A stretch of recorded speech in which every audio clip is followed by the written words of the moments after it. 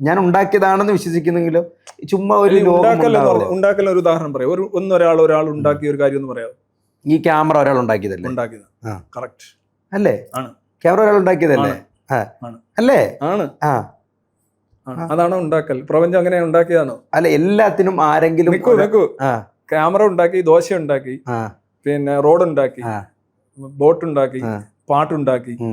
ആ ഉണ്ടാക്കലാണോ ഈ പ്രപഞ്ചം ഉണ്ടാക്കല്? എല്ലാത്തിനും ഒരു സൃഷ്ടി എന്തോ ആയിക്കോട്ടെ. ഇപ്പൊ ഈ ഇരിക്കുന്ന കുപ്പിവെള്ളം ആ ബോട്ടിൽ ഉണ്ടാക്കിയ ഒരു വ്യക്തി ഉണ്ടല്ലോ, ഉണ്ട്. അങ്ങനെ അപ്പൊ ഈ ലോകത്തുള്ള എല്ലാ സാധനത്തിനും ഉണ്ടാക്കിയ ഒരു വ്യക്തി, നമ്മൾ ഇരിക്കുന്ന ഈ വ്യക്തികൾ ഉൾപ്പെടെ എല്ലാവരെയും ഉണ്ടാക്കിയ ഒരു വ്യക്തിത്വം ഉണ്ട്, അല്ലെങ്കിൽ ഉണ്ടാക്കും. ഇതെല്ലാം ഉണ്ടായി വരികയാണെന്ന് പറയുന്നത് നമുക്ക് അംഗീകരിക്കാൻ പറ്റില്ല. ഉണ്ടാക്കിയതാണ് എന്ന് പറയുന്നതാണ് എൻ്റെ ഒരു.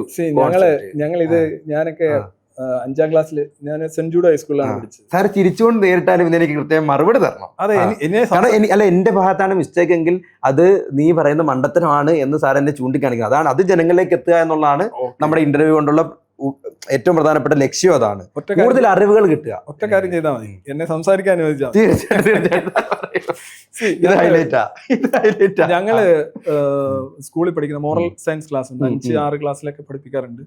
അപ്പൊ ടീച്ചർ വന്ന് ചോദിക്കും, ഈ കസേര ഉണ്ടാക്കിയ ആരാണ്? കസേര ഉണ്ടാക്കിയ അശ്വരി അല്ലെ മേശ്വരി.